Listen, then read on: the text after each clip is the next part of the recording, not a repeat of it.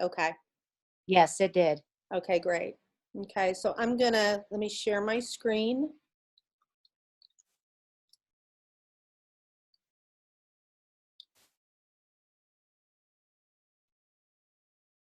Okay, so the first budget we have, and I'm going to have Jim kind of walk through Wait, each too of these. small. Can you go back to the other enhancement that you had? Beautiful, thank you. Is that okay? Okay. Yep. And then I'll just scroll down kind of as we go through. So this is our first elementary budget. This is the H.W. Good elementary budget. And Jim, you want to kind of walk through, and then we can answer whatever questions might come up. You're muted. Yeah. How about now? Everybody can hear me?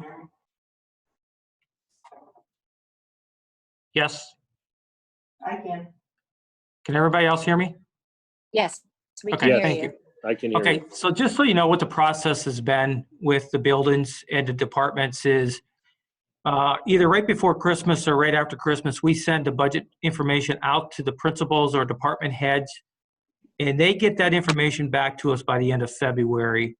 Back to us means Dr. Sarden and I in the business office. And then through the month of March, we go through their request. And just so you know, each building hands us a binder that has probably about 100, 150 pages of requests, most of it instructional stuff. And then we go through it, and then we set up face-to-face meetings with each of the principals or department heads. I will say with school closing on March 13th, we did not get to all the face-to-face meetings. There were some meetings with like technology and athletics, for example, that were scheduled the week after. We have the numbers, but we're still working with those departments on getting some finalization with their budget. But we do have their numbers. So what you have in front of us is one of the things we do is we compare last year's budget to this year's budget to see if there's a large increase, or if in last year's budget there was a large item purchase that isn't there this year. Basically, at the end of the day, when you go to the bottom, we want the budget pretty much to come in where it was last year. Keep it in mind, there's some curriculum stuff that may overlap from one year to the next, so it may be a bigger purchase in one year, but not the next year. So we take a look at this, and then we go through it. I will say this is still draft one of the budget. Dr. Sarden and I talked to the building principals on Tuesday. They are in the process of working on draft one of the budget and cutting it down even some more. So these numbers will change. So we do this for every building. Let's just talk the 5 buildings. We do this for every building. Now again, I have the detail behind the specific number that you see there in these binders. Again, every binder is about 100, 150 pages. Anybody on the committee, anybody in public is more than welcome to come in and leaf through the binders. You can see what specifically is being bought. I do put a lot of trust in my principals and the teachers. They are the ones that know what is needed in their classroom for instruction. Particularly with the principals, there's the one that take the first-hand look and see what's actually needed on a year-to-year basis. So with that being said, does anybody have any questions? I could maybe go through down Yeah, some of these and then- bigger ticket things on here. Right, and then I was going to turn this over to Dr. Sarden. Her and I met to go through what is specifically on some of these large line items. So I'm going to turn it over to her, and she can talk briefly on that. So I'll kind of go through this first set of page for HW Good and go through some of the bigger line items here for you to get a feel for what those consist of. So if you look at 11-10-610, that is an instructional budget. That number there represents our Kurtz general supplies that kids are using. That's our crayons, our glue, our flashcards, our folders, cardstock, staples, markers, general classroom supplies for all of the classrooms at that building. Obviously, that area also covers, as you saw on the budget detail prep sheet, social studies and math supplies for kindergarten. It covers our kindergarten class that we do in August. It covers our planner books that get sent home to the kids at the beginning of the year. It covers Steam Day, and at HW Good, you'll see a number in there for garden supplies. Are people unmuted again? The echo is pretty bad. Say that again, Nancy. Okay, now it just went away. I said that echo was, Okay, you know what? We just have to make sure that Jim and I are muting since we're in the same place. So I'll make sure. okay, okay, thank you. You're sure. So that that first 1110-610, that is pretty much what is in there. Under the 1110-644 category, you'll see a 8904 number there. That is our 3rd and 4th grade ELA program. That is our My Math for grades 1 through 4. That's our My Math. That's our math curriculum consumables in those workbooks and periodicals. Under 1110-648, which you'll see listed there as software and licensing. So that is for a number of different programs at the elementary. It is for our DIBBLES, which is our monitoring program for our reading achievement.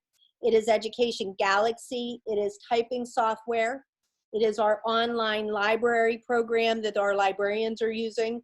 It is our Smart Music. It is our Healthy Tools, which is a nursing software program we use to track kids. And then SumDog, and then there is, I think, $100 in that for apps that we send out on iPads for kids to be able to use in the classroom. So that's what the software and licensing fees are in there for the classrooms.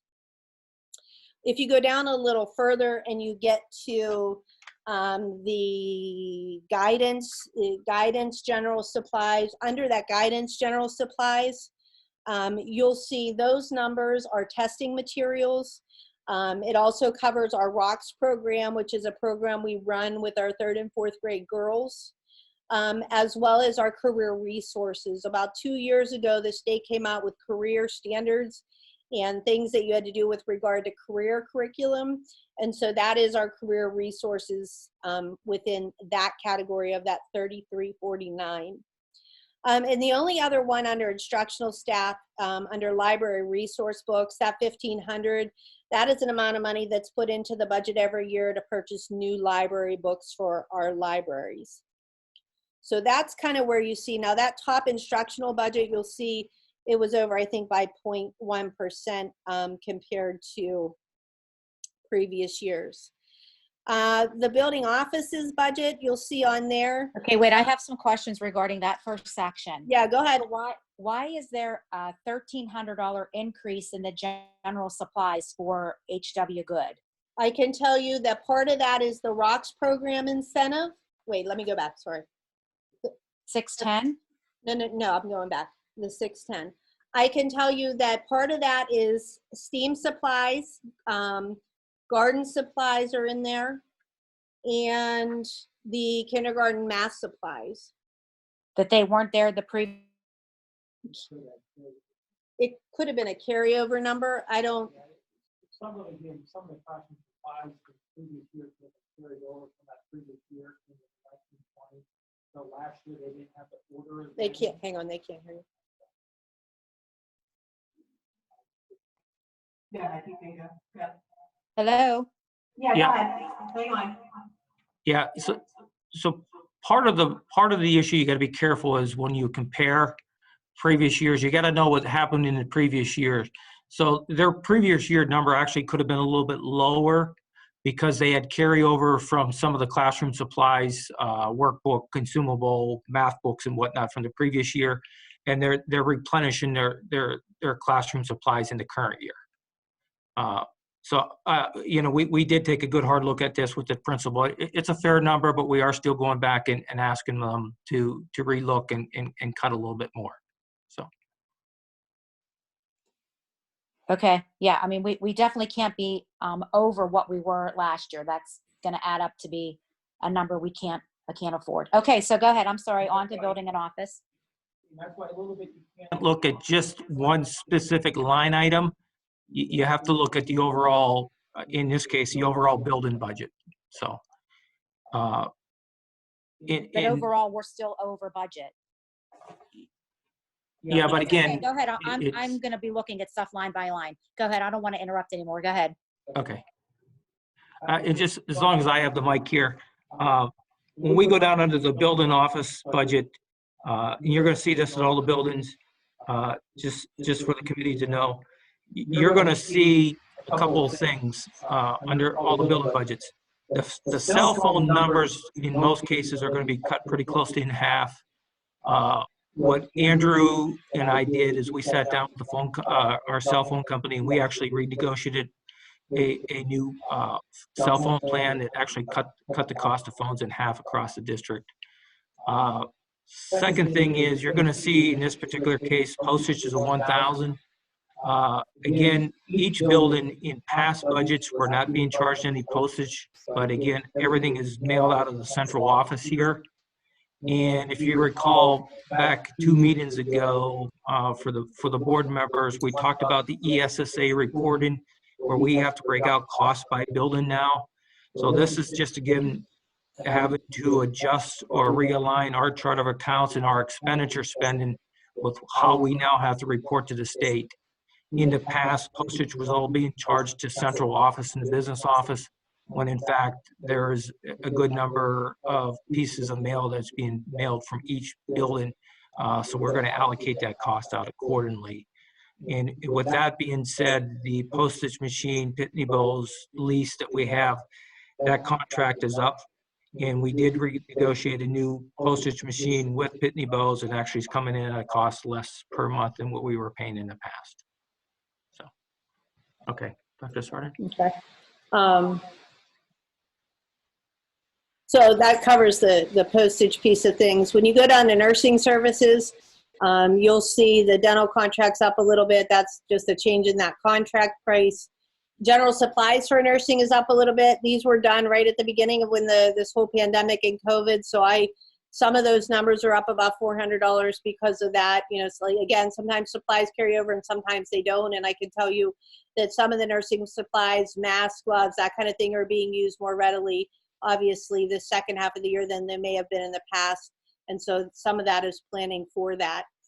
And then when you get down to other budget items, you'll see a line item there for community refreshments. That $300 is a requirement through our Title I funds, where you have to budget under community those types of monies in each of the buildings that are Title I buildings. So you'll see that number show up there.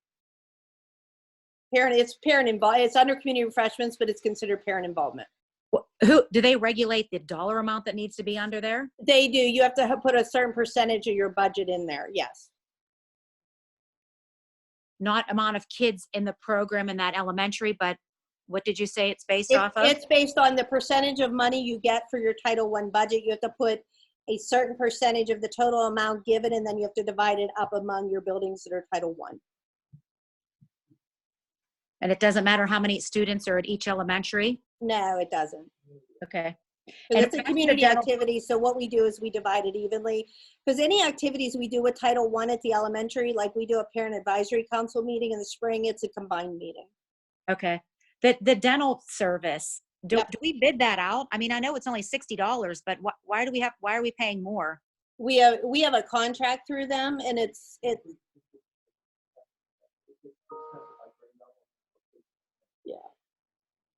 and dental services is by grade level, so it's dependent on the number of kids as well. I want to say they do dental testing in 4, is it 4 and 7? I think 4th and 7th, yeah. And who's the contract through? It's a local dentist. I don't have the name of it. Okay. It's a local dentist. Okay. We're paying like $1.25 per exam, so it's really, really cheap. I understand that, but it's still an increase from last year.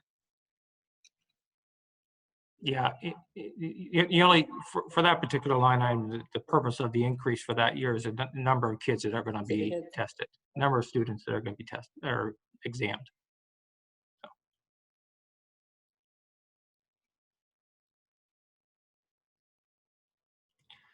So when you go down further, this is it gives you some more detail. When you go from the comparison page, this is the detail of what's actually in each of the budgets. And I do have that for each building. So when you start flipping through the budget prep detail report, you can see some specific line items of what's going on your screen. For example, supplies, you can see what we're spending in social studies for 3rd and 4th grade, kindergarten math supplies, and you can see what the requests are from the building. Again, this is draft 1. Dr. Sarden and I have already met with the building principals and are already looking at revamping some of these numbers. I will caution you, the educational software licensing fees, that really is a hard number to change because it's our system here, and that's the building's portion of the system, plus whatever instructional software that they are using in the classroom. That license comes at a specific price, and it's not something that can be reduced or cut. So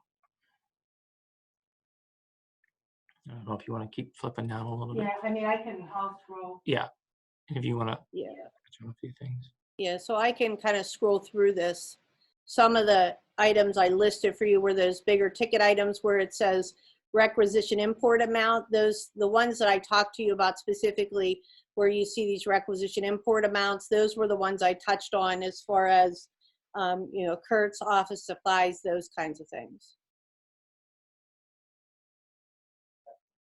Testing materials for guidance are in there. You have mileage in there under the different categories based on traveling teachers. You have different counselor dues, incentive programs.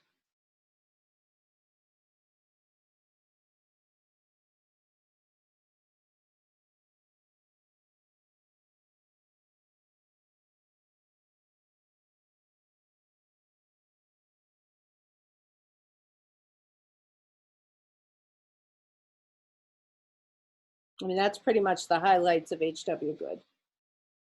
Questions about HW?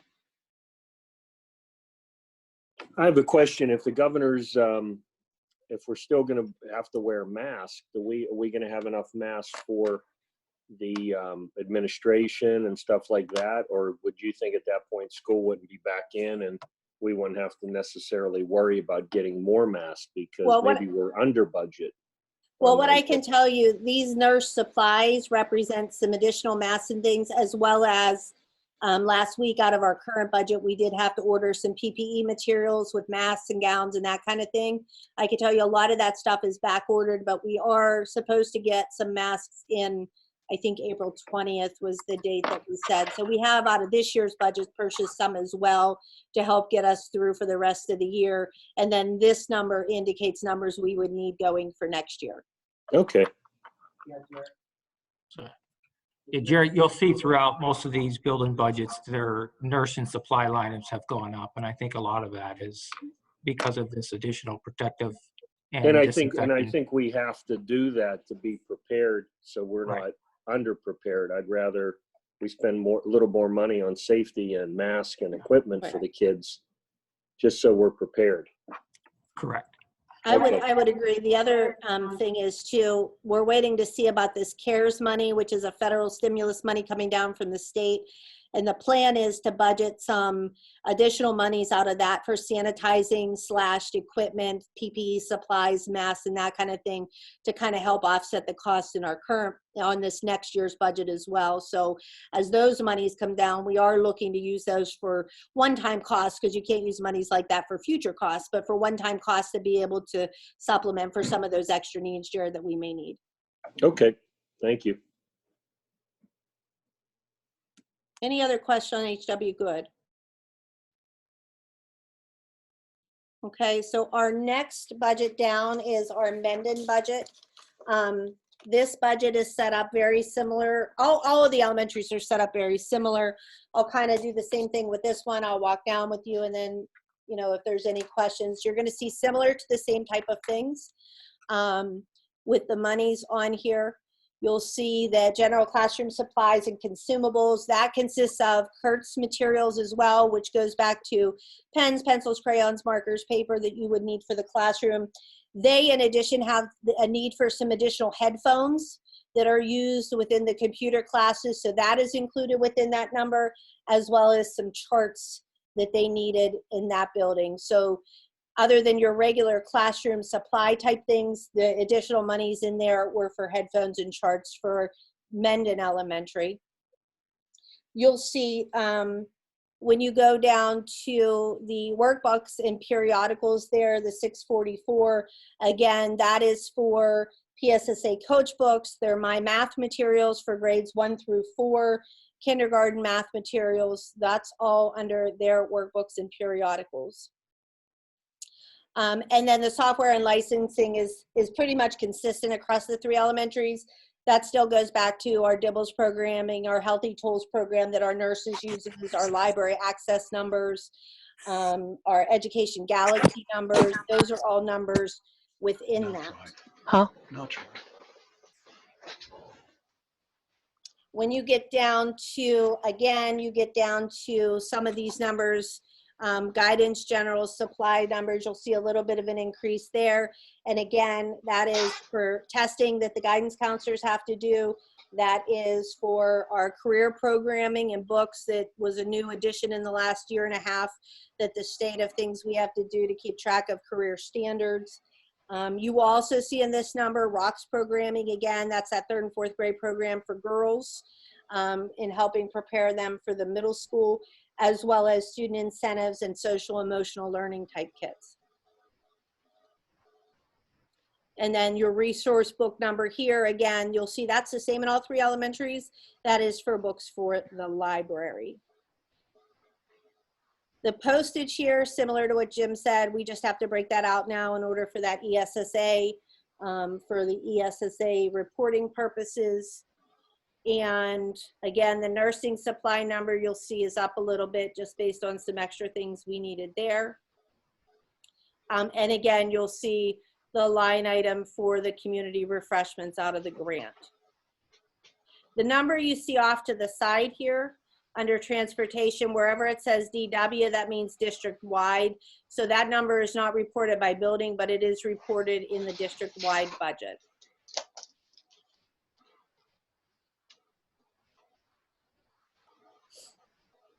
So if we scan down to some of the detailed piece, you'll see in all 3 of the elementaries, the St. Vincent Prevention Program. This is speakers that come in from St. Vincent Prevention. The county pays for a little bit of that, and then we supplement the difference of that. And they come in and they do different topics, whether it's internet safety, smoking, drugs, alcohol, gambling, you know, bullying. They come in and they do different presentations across our elementary schools. You'll see the same thing here, school planners. Those are the planners that are sent home with kids at the beginning of the year. Camp Kindergarten is a program that we do where we do a transition evening for kids coming into kindergarten.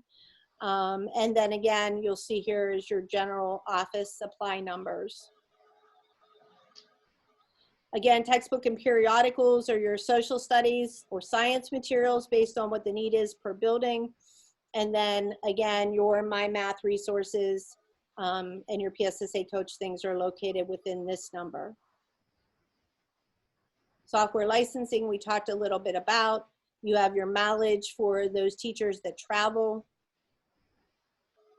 You have your general consumable supplies for art classes. You'll see some in here probably for phys ed classes. Again, your guidance. I'm sorry, are there more people that travel in this compared to the other? Because it's like a $250 difference between the schools. The traveling is varied by district. We have more people that travel between Mendon and West Newton because HW is a bigger building. So the person stays there more readily than the other buildings, and that's why it's built in like that. But I can tell you, Jim and I looked at the travel numbers, and those numbers will come down a little bit. Yeah. Okay. Okay. And library maintenance. Excuse me, they're going to come down mainly because the federal should, with the gas prices being lower, you'd think they would lower the mileage rate. Yeah, and the other thing too, we have a better feel for that. The principal's budget numbers, but we, sorry about the echo. The principal's budget the numbers, but then we go back through and we actually look at like a period of 3 to 5 years of average spent, which they don't have that data. We do that, and then we adjust those numbers accordingly. Let me see what else. Anything else on here? this number here, this 2,500, so anytime you see this 238610, that is going to be general supplies for the office itself, anything they would need as far as, you know, paper, staples, their copy machine, that type of thing. This number, I can tell you the last couple of years, I don't know that we get close to spending that number, so that number will probably come down as well. And you'll see that general supplies in all of the buildings. That number, I don't know that we ever get to that number, so we will look closely at that number, and that number will probably decrease as well. Again, travel for nurse between buildings when needed. What's that membership for this person? I'm not familiar with the name. Right here, Yes. the Pennsylvania Association of Elementary and Secondary School Principals. All the principals belong to that. Is that in their contract? I think I asked that before, that the district pays for that membership. I don't know if it's in their contract or something. That's like their liability protection. Yeah.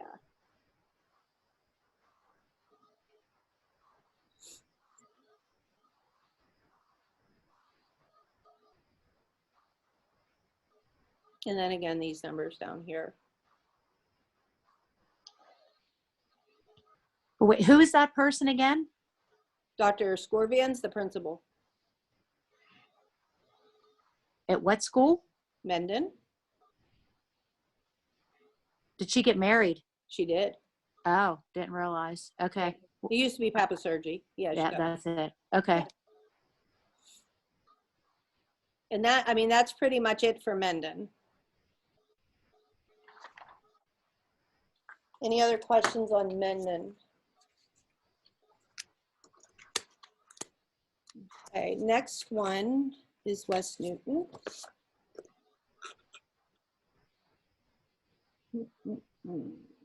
Okay, so the West Newton budget you'll see is similar. I can tell you that there's some numbers within the general supplies there. You'll see that number being a little bit higher, and knowing it's our least number of enrollment elementary building. What I could tell you within these numbers, that 8295, they started a STEAM lab this year. And in this budget is built in about additional $2,500 for supplies for that STEAM lab. I can tell you that that number will be cut just based on grant money. They can go out and find grants for that additional money. So that number, although it's in there now, will not remain in there. And again, it comes down to basic supplies as far as materials, pencils, badges, you know, the general cardstock type thing, paper is all in these numbers. Now, again, from year to year, those numbers vary. Like there might be leftovers from the previous year that we used or didn't use that carry over into the next year, and you don't have to order as much. But I can tell you that general supply number will have to come down. Who oversees the $10,000 that Mrs. Smith's family donated for the STEAM lab? That is that all done. spent? That is spent, and it goes through. We have like the money is deposited, and then we monitor what comes in and out of it.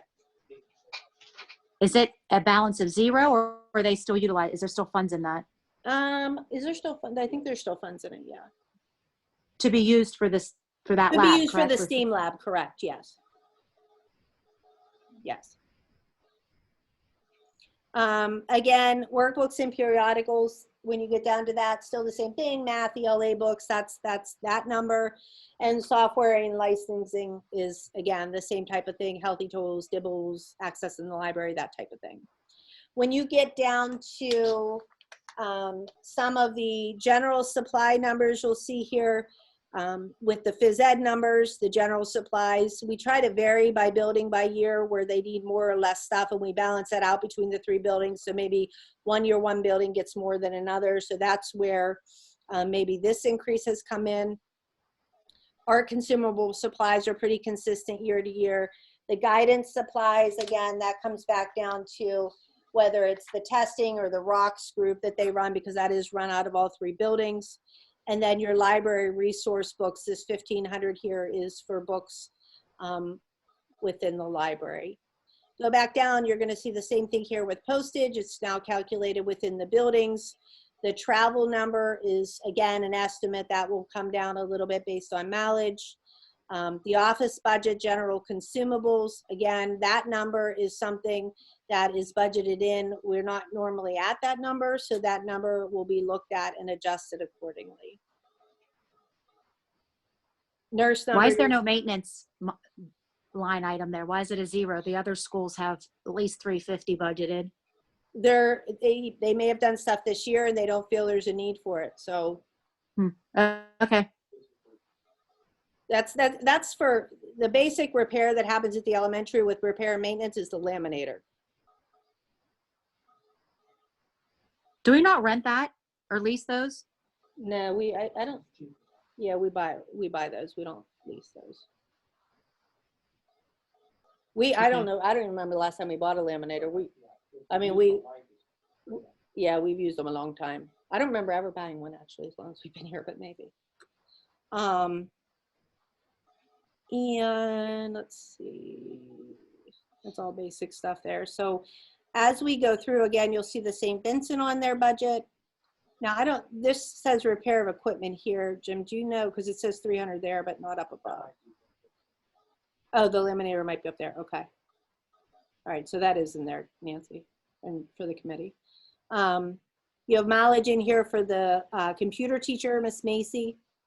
Now, the other thing too that you probably need to know is each of our special teachers have a home school, because you have to have them have a home school according to the state, because you have to report them in a certain place too. And that plays a little bit a part of how they're reported in the system as well. So just so you guys know that. So for example, Miss Macy, Dr. Jenkins, Mr. Faith, Mr. Morrison, Miss Mumon, Mr. Gates, like anybody that is a traveler has to have a home school. So just so you guys know that, if you see their name in one, maybe not as much in the other, they do have to have home schools as well. Planners, again, they're given out. You'll see science and social studies resources as needed there. The supplies for the STEAM lab, like I said, that is not something that's going to remain in there. I can tell you that. Your Kurtz and supplies here. And your, this here is your math, your My Math books, those types of resources. Educational software, your mileage, general supplies for phys ed. Call from Bluebird Mercer.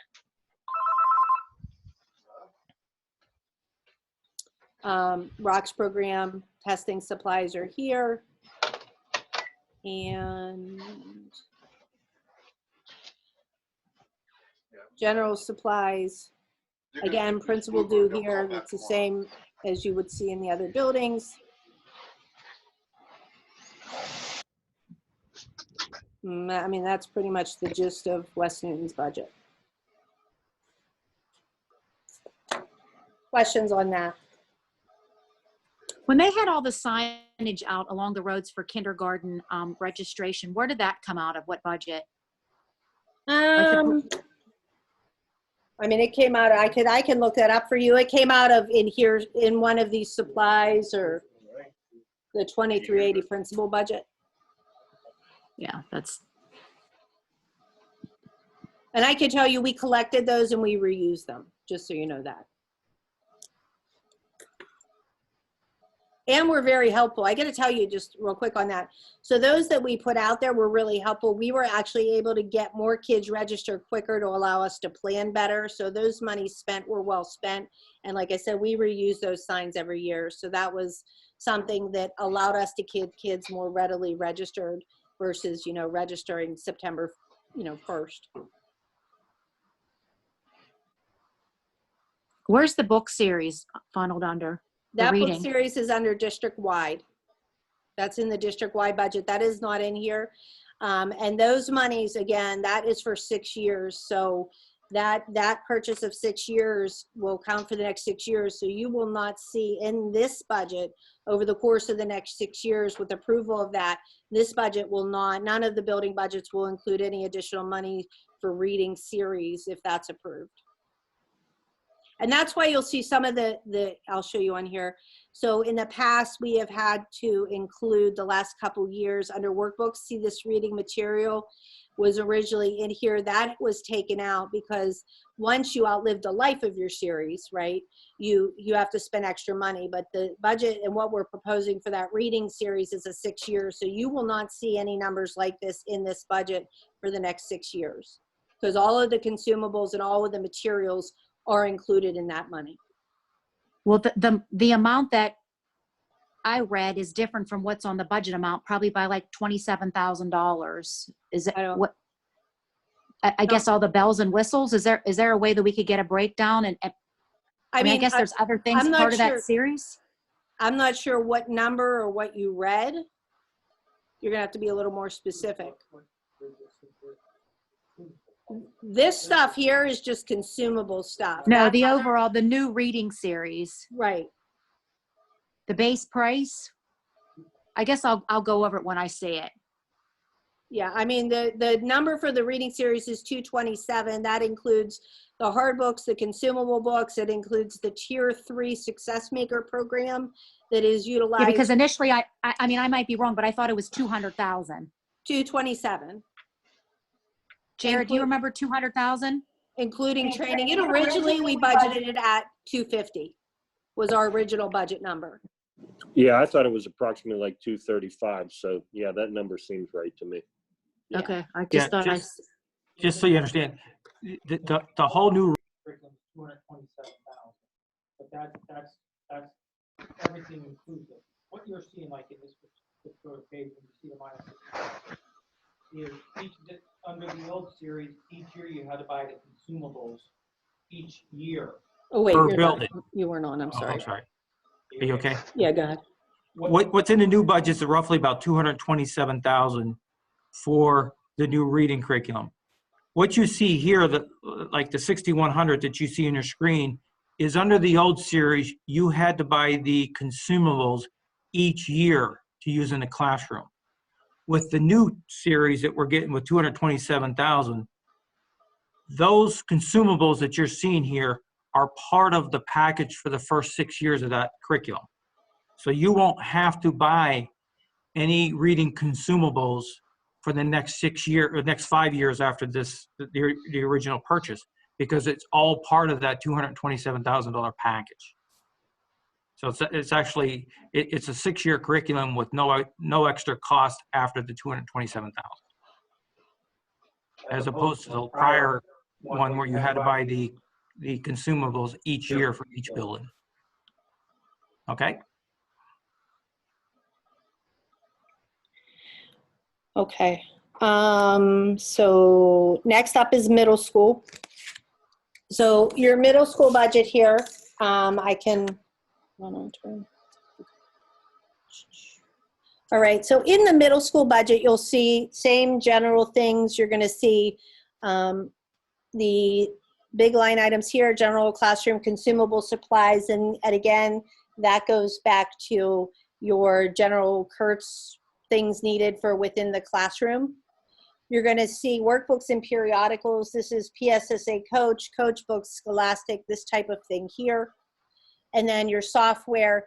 And again, this is also in part due to the reading series, because you remember the reading series is K-5. So there's some monies taken out and included in that 227 for the reading series here. Software and licensing fees. Again, that comes back to those are our software licensing, our library, our healthy tools. One of the things that's here that is not in the elementary software is our career zone.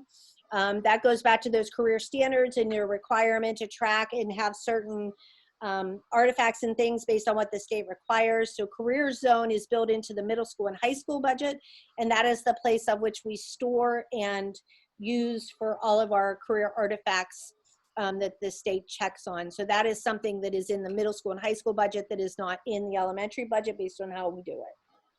So that's those numbers here. You'll see, I'm looking for any bigger increases. One of the things we're looking at here that there is a possibility of some cuts happening is the Tech Ed General Supplies. So the Tech Ed General Supplies is your shop type supplies, your wood, equipment for that. But in that built in this year is some additional things, rockets and cables and some things to take our Tech Ed department to, to do some different type of lessons. I got to tell you, I'm not so sure based on the current situation. Some of those things might be cut out of there. So that is something we're looking closely at. Going down, again, you'll see your resource books for your library. This is books that are put into our regular library setting.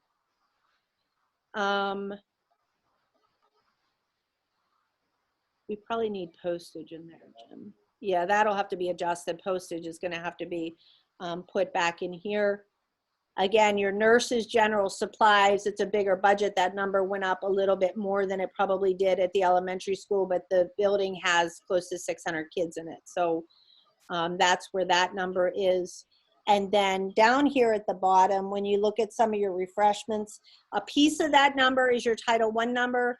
Also there, though, is included some refreshments and things with regard to the Veterans Day program that we do, student orientation program that we do, our career day speakers that come in. That's where the difference in some of those numbers with refreshments and things come in for some of those bigger programs we do at the middle school that involve parents. We also do a scrapbook for the Title I program, and again, that kind of falls here under general supplies and that refreshment number. The student activities, general supplies and refreshments, that refers to some of the incentive programs that they do within that building.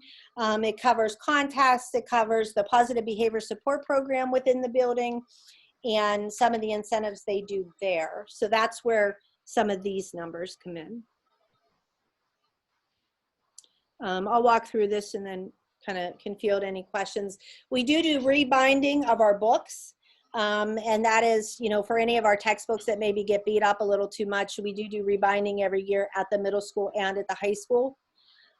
These are your general Kurtz supplies. We talked about the workbooks, periodicals, and these numbers here. Project Lead the Way, that is a licensing fee number. We do have grant monies that help train teachers and are put towards that, where teachers are trained, and we offer those programs in the middle school. We also offer Project Lead the Way programs here at the high school. The music instrument repair number, you'll see that that number is up, I believe, a little bit from last year, about $500. That number varies year to year based on the equipment we have and what needs fixed. So there's a need there for some additional repairs on some of that equipment. The $1,200 is our general band supplies. So that would include, you know, reeds, mouthpieces, any consumable type items that the band uses. And then that music is needed number is in there. One of the, here, this is an area we're going to be looking closely at, our general consumable supplies for phys ed. Looking at that number there, it's for some additional weight things, and I'm not sure that there's the need for that there or not, because I've been in that weight room. I've actually used that weight room. So there needs more clarification on that. There's a good possibility that some piece of that number is going to be cut just based on our current situation of where we are. Again, art supplies, those are general consumable art supplies for our kids. You have sewing and groceries, is our home ec numbers. General repair of equipment, maintenance and tech in our tech ed department. These numbers here, harbor freight, miscellaneous items, things that are needed for the tech ed classroom. We found that going through harbor freight is significantly cheaper than other places, so we have an account through them to be able to purchase some stuff at a lesser cost. It comes down here, you have some travel numbers, you have our guidance, some of their Red Ribbon Week, drug and alcohol type incentive programs. These dues and fees, Jim, that's guidance, correct? That's their memberships to the county, correct there? Library stuff, you can kind of see that. Westmoreland Library Association, the middle school librarian is a member of that. And again, down here you'll see the general office supplies for the middle school come out to be about $3,000. I don't think we spend up to that, but they budget that in case. Your general dues for your two principals, those are similar to dues to what you've had with the other two. I can tell you the PMSA and the NMSA dues, that is the Pennsylvania Middle School Association, as well as the National Middle School Association. Those are dues for middle school principals. And again, travel, nurses, and I talked a little bit about some of the refreshments. They do have the regional science fair dues and fees built in there, and another for the other science fair and veterans program, because they do a pretty big program with regard to that in that area.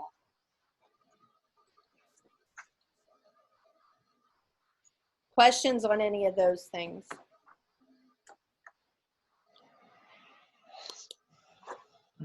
I can tell you, Kevin and I have met this week, and we're probably going to cut this by budget by about 8,000 already. Yeah. So him and I have gone through some line items, and we've made some major cuts in this already. So the middle school overall budget, I know sitting here, is going to be reduced by at least 8,000 already.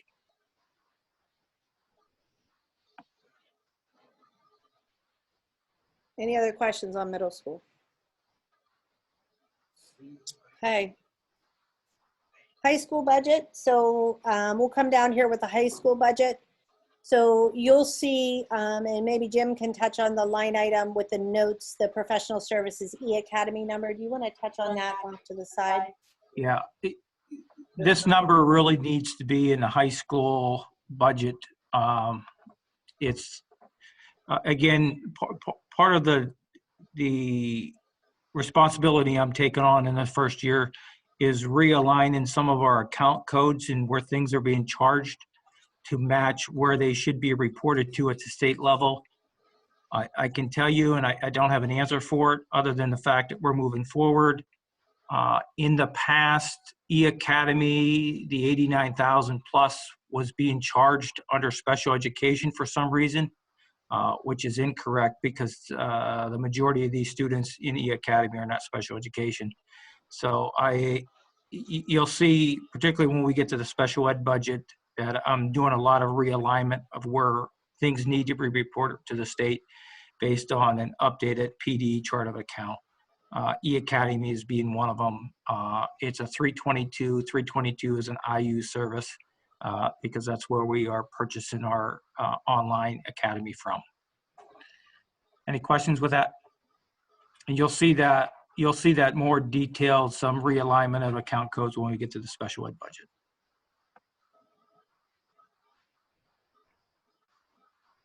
Okay. Again, when you come down here, you're going to see some rebinding of books. That's this repair, maintenance, instructional. Here is rebinding of some of our textbooks. Your general consumable supplies, again, that is going to be your consumable supplies for your teachers here at the high school, your Kurtz type supplies, your paper, your folders, your binders, that type of thing. That's where this number comes in. We have a printing supplies number here.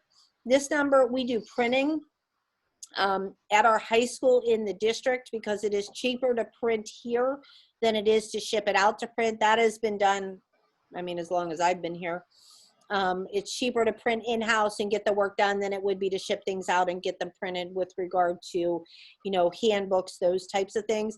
I can tell you we continue to look at our printing and what we can print and what we can actually do online. And over the course of the years, we have to start kind of pulling back because we should be able to do some more things online. If some of the monies come in like we're hoping to with some of these grants that are coming out with regard to the pandemic situation, and we can get closer to a one-on-one scenario, there will be even a little bit less printing that'll come here. But for this year, that's where our number stands. Dr. Sarden, one question. I know that the board, we had passed the high school students doing some summer work. Yes. I think $10,000. Is that going to, if the pandemic continues, how are we going to, will that money be saved, or how will that? Well, I can tell you if the pandemic continues, they're not going to be coming into print, so we will not spend that money. Okay. And then if we need to, I mean, we have to look closer at that because I don't know if that's something we were outsourced, if it's something we can figure out a way to do without it. I don't know the answer to that. Okay. Okay. Okay. This cut here, again, part of that cut from the textbook here is the reading series piece, because again, that's all included in that 22, whatever it is, 227 number. So part of that is those cuts there. Software and licensing, again, the majority of these are similar type things. The differences here at the high school are, again, the career zone is up here at the high school. That is our online portfolio system for our career standards. You have some web-based science books that are located within that software licensing fee that are different than the other buildings. And then I think there's a piece of this about $400 or $500 that is a software licensing for Scantron for testing. So that's just one of the differences here at the secondary level. Your new equipment instructional, this additional money here, that was for 2 non-magnetic whiteboards. You know, we have whiteboards and things in the building, but some of them do need replaced at times. A lot of them that were originally put here were those gray boards, and they don't really do as good of a job as a traditional whiteboard type thing. So there's some there that need replaced at this point. You'll see your general numbers. Not sure on the music instrumental equipment number there, the decrease in that. I think that's just less purchasing of musical equipment. I do less purchasing of new equipment, new instruments. I think, you know, last couple of years we have done and kind of done what we needed to do there. So that is a decrease in that area.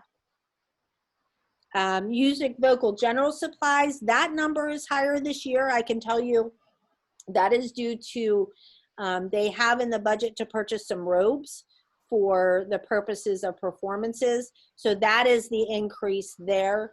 Not all of it, but the majority of the increase there is due to robes for high school. And that's something we'll look at closely as well. The home ec general supply number, and looking at that number, and that is 1341. What's the one with that big high number?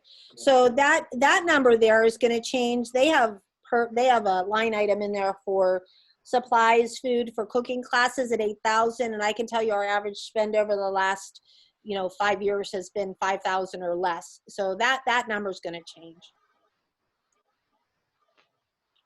Our general supplies here, we took a look at this tech ed number.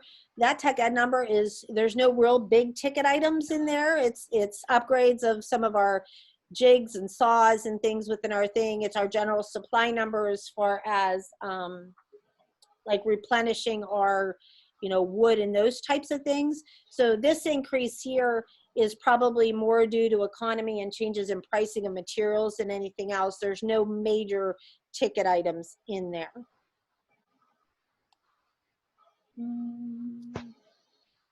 Again, you'll see down here, library, resource books, that type of thing. We think that there may be a double charge with the library software here, as well as in that first category. So one of those 2 categories is going to come down as well. I think the EBSCO is maybe budgeted here, but it's also budgeted in our educational software budget. So we will make sure that that is not in both places.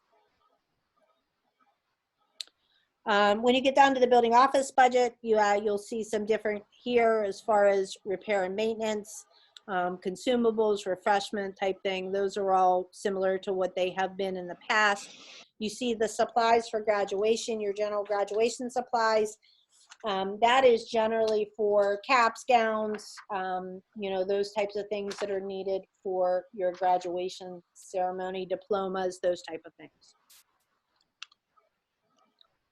Nursing services, not sure why the high school nursing services went down instead of up, but we'll make sure that whatever we have in here is appropriate for what we will need for next year. The Pact program, that is a program that's run through, I don't know if it's Westmoreland County or is it run through the IU? Run through the IU, that is a program for pregnant teens that we have out there that we use for counseling efforts. And again, the bottom here, when you see professional services laundry, that is the cleaning of our band uniforms, correct? Is that band uniforms? Yeah. Cleaning of our band uniforms. You'll see numbers in here for student activity travel, student activity general supplies. I can tell you, Jim and I have had some discussions with regard to some of those things. So this general supplies number, there's some money in there for supplies for things like homecoming, marching band, color guard, jazz band, the magical dinner, some different monies in there. And I think part of my question was, depending on what the organization is, should that organization be covering the cost of those versus us as a district putting money in our budget for that? And I know they do cover some of that, and we're probably just supplementing. But the question I have is, do we need to supplement, or can those organizations figure out a way to cover more of those costs? So that's something we're going to be talking with Brian about here within the district. And then again, the monies down here, this $1,000, I'm not sure why there wasn't any money budgeted last year for that. But that would be if there was any big major activities happening in the building. For example, usually in May, we do a fine arts festival, some of those things where there might be refreshments or something supplied from for the career day, career camp type things.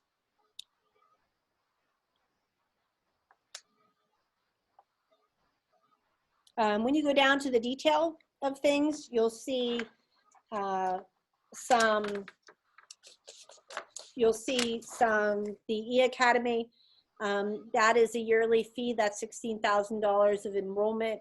I can tell you our costs for E-Academy, if those same number of kids went to an outside cyber school, the cost would be significantly more. Our cost to send a student to E-Academy for a year is right around $3,500. Our cost to send a kid to like a PA cyber or one of the Midland schools or something like that is closer to $9,000 a year. So there is a savings there. I can tell you our E-Academy courses, when you go to E-Academy, you do graduate with the YOC diploma. We have kids that are in E-Academy and they go there full time. We have kids in E-Academy that use it for additional courses as needed, or maybe singletons that don't fit in their schedule. So E-Academy is used for a number of different things within the district. Bookbinding we talked about. General supplies we talked about. Summer printing. Licensing, the whiteboards. So Janet, one of my questions is that when will we get the number of, since school has been closed since March, last year's budget finances that are left over on all of these general supplies that weren't used for the high school, the middle school, and all the elementaries? I mean, they're not having art, they're not doing any of that. So all of that was budgeted. Yeah, so Jim will talk a little bit about that when we get a little further ahead in our budget. So we'll have a general idea, but I got to tell you, we probably won't have that number till later on in May, just by the time we do everything. And I don't know, Jim, if you want to touch on that for a second. Okay, that's okay. You don't have to. Go ahead. Keep going. That's fine. Okay. Let's see. I'm trying to see if there's anything else on here major that I didn't touch on. So these fees here, these dues and fees and instrumental, these are all of our honors band, district band, region band, PMEA, WCMEA. Those are all of our band dues and fees numbers there. Hey, Jim, question in regards to comparing last year, since these numbers are probably pretty stable. How did we compare? Basically, were you under budget, or were you basically spot on, a little over, a little under in all these numbers? You know what I mean? The elementaries, the middle school, and the high school.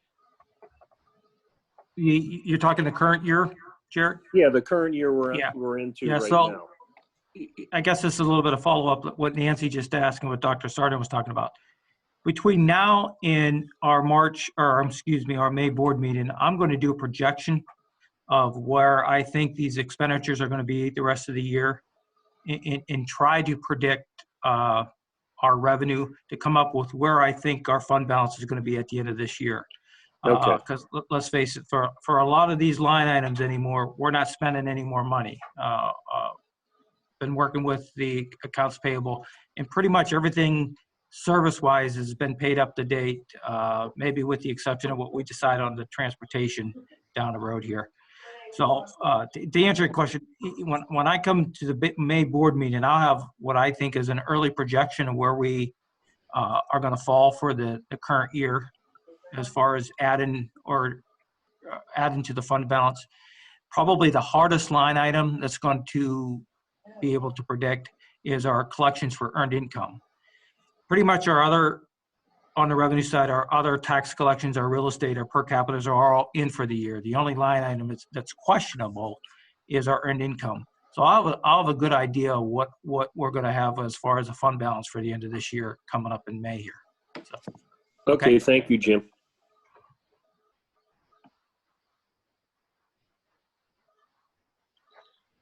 Okay, looking down to see if there's anything else that I didn't touch on that would be out of the ordinary or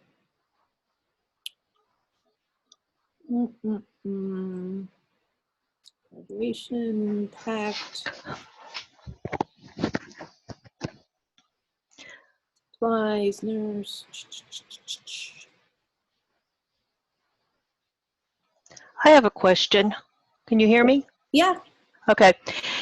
If for some reason school doesn't open at the end of the year, like in the fall, has there been any kind of, to see how many children in this school district have computers? That if we had to go online? well, here's what I can tell you, Nancy. We're online right now, and we have approximately 94% of our kids online right now. We have given out to the students to date right around 125 computers, and I can tell you we have about 20 more or so to give out tomorrow. So we to date have given out about 150 computers, and we do have about 94% of our kids online. We are hopeful that with the stimulus grant that's supposedly coming down, excuse me, from the federal government, we're hopeful that those monies coming down will allow us to purchase additional computers that we would need to have in order to go one-on-one as a district, which would take off some of the budget impact over the course of the next couple years, because that had been where we were planning to go. So with all of this bad stuff, if we are able to get some of those monies to do some purchases of equipment, that will assist with that. But we do have about 94% of our kids right now that are able to get online with our assistance, and we do have additional computers to be able to hand out. Now, the computers we are handing out right now are computers that we do use in the building during the course of the school day and some of our laptop carts, but that's kind of where we stand. But do you have a dollar amount if you had 100% of all the students on computers? Well, I can tell you a Chromebook is approximately $235 per Chromebook. Okay. And how many students do you think you would need for the 235? Well, I can tell you that what we were budgeting in the budget to make sure that the district was completely one-to-one K-12 was $850. Okay. Okay. Then I have another question for Jim. Have you heard anything more from the state as far as whether or not our subsidy is going to be decreased? I understand today from listening to the governor, the state of Pennsylvania is going to be $4 billion in the hole, and they're hoping that the federal government is going to help them. But if they don't, I don't see where, I see that there could possibly be cuts in education. Yeah. Nancy. Yeah. I will say this, and I will follow up with, in handout 2, I'm going to go into some of that, but you're absolutely correct. Act 13 of 2020 for the COVID was passed, and it protects our subsidy up until June 30th. What's going to happen beyond June 30th is still the unknown right now. From what I'm reading and hearing, what they proposed to us in February is going to be drawn back for sure. That's $88,000. My bigger concern is the governor mentioned about federal assistance. I honestly think there's where the problem lies. I don't know if you guys have seen the statewide unemployment comp fund is only funded for less than 2 more weeks. And the belief is any federal money that comes in under COVID is going to help support the unemployment fund, which means the other pieces of the state budget are going to be left with a big gap. Again, Nothing official has been said to us. I've heard different stories with the subsidies. And again, I'll go into this in a little bit, that whatever they promised us in February is now going to be rolled back. And there's some talk about even rolling back one more additional year. The rollback of new money was about $88,000. If they roll back 2 years, we're talking about $242,000 additional. It's almost $300,000 we would lose in subsidy. Okay. I don't know if that One other answered your question. Yeah, you did. One other question too. If we have, as far as people not paying their property taxes, and you have a 25% delinquency rate for local taxes, what would that amount to? Our real estate's about $10 million, so you're talking about $250,000 of regular. Again, I'll touch on this a little bit in slide Okay. 2, but the thing about the property tax is, unless state legislators change something, I hate to say it this way, but it is what it is. You have an assessed value, you have a millage rate. People who have applied for the homestead credit will get that. And that's the way the tax bills are going to go out after July 1st.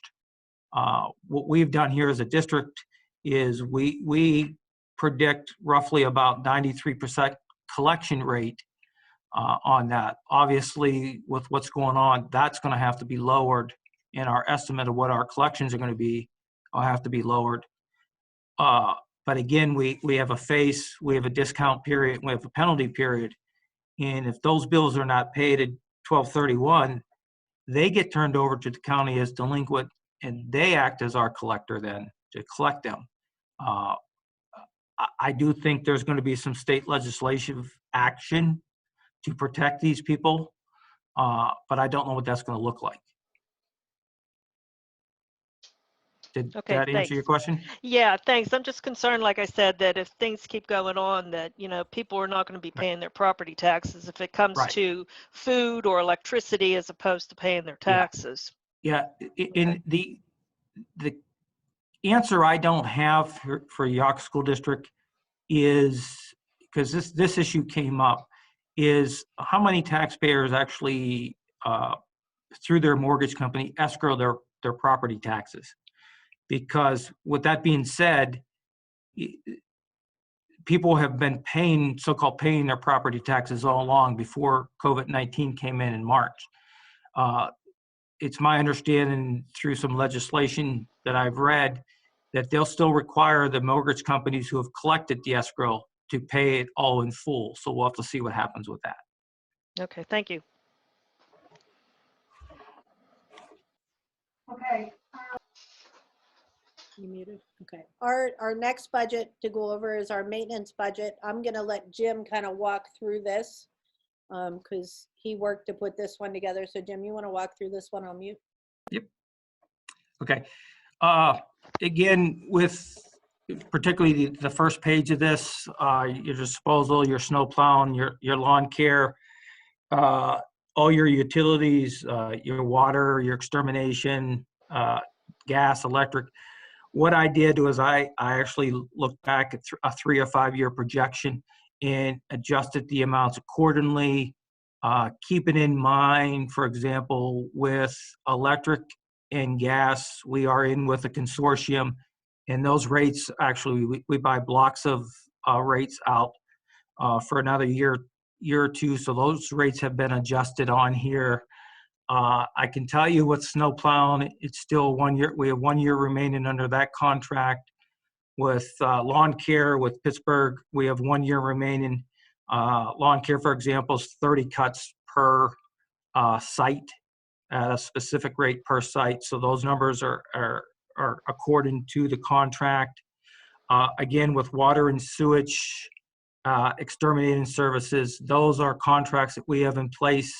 Or I'm sorry, those are with water and sewage, those are projections after looking at a 3 or 5 year history of the spending there. Exterminating services, that is actually a requirement that we have to have done with our building. We do have a contract with that. Jim, when's that lawn care, when's that contract? We have 1 more year. after the 2021 school year. Okay, thank you.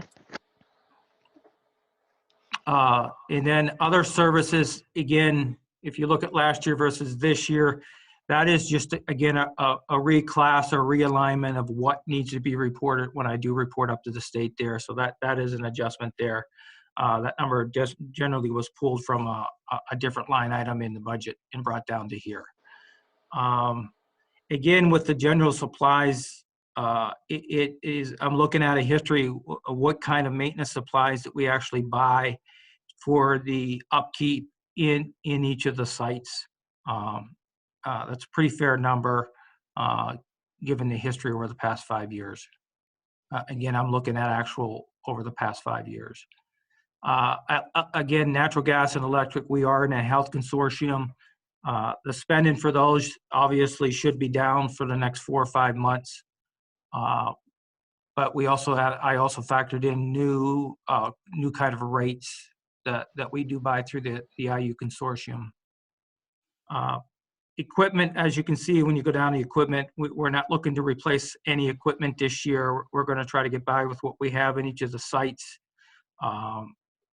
What little equipment you have there, we're actually going to probably reduce that by 4,000. Looking at just a couple of buffers, extractors for the carpets and stuff like that. Nothing major. So we pretty much eliminated all the equipment. So as you can see, with working with Lisa Trader, we actually cut $38,000 out of the repair and maintenance budget for next year. Can you go back up to the grass cutting? I just wanted to see the prices on that one last time, please. Thank you. One number that will change on here, I'm using last year's numbers, are under the 26-2500s is the district insurance, our auto insurance, our general professional insurance, all the insurances. We're hoping to have our new quotes in by mid-May, and I'll adjust those according to what our actual new quotes come in for insurance for the district. Jim, question on the sewage bill for HW. I see that went down 25%. That seems strange. When well, again, when I went and did this, Jared, I didn't look at what was budgeted. I looked at what we are actually spending out. Okay. Yeah, okay, so that I'm makes sense. a little bit comfortable with that number based on our spending over the last 3 years. Okay, that makes sense then, because I was going to say those rates are pretty consistent. Yeah. And then the one, I guess, the sewage for IMS went up 53%, but that may have been under budgeted basically before. That's correct. That's Okay. correct. And that's our own home sewage plant. So to speak. Okay. There for 1 second. With regard to our own sewage plant, so we have spent a period of time that is operated by KLH engineers. They kind of run that plant for us, do all the reporting and that. And back in 2013, they had made suggestions for some repairs to, extend the life of that facility, of which we have done some of them. A big portion of that facility, we've kind of waited in hopes that some of the things they put in place, whether it's Westmoreland Crossing, that they would be bringing some public sewage and water to the area. And that has not happened yet. So there is going to be some cost, but it's going to be something that would come out of construction fund.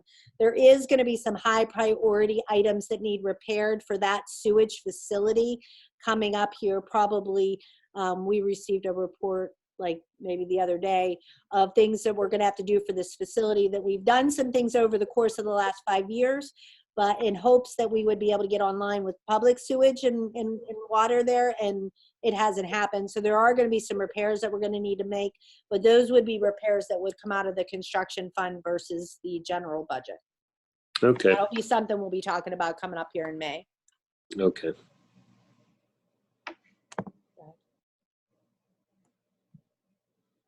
So again, overall, with working with Lisa, we were able to really skim down the maintenance custodial and actually reduce their budget by $38,000. Again, as far as some of the contracts, snow plowing and lawn care, we have 1 more year left with those contracts. So there's going to have to be some discussion with that coming up in early spring next year. As far as the other ones like extermination services. Those are very low. They usually see about a 2% increase per year. So I'm not real concerned about those, but we will have to look at the snow plowing and the lawn care down the road here. So does anybody have any questions, other questions on the maintenance? No.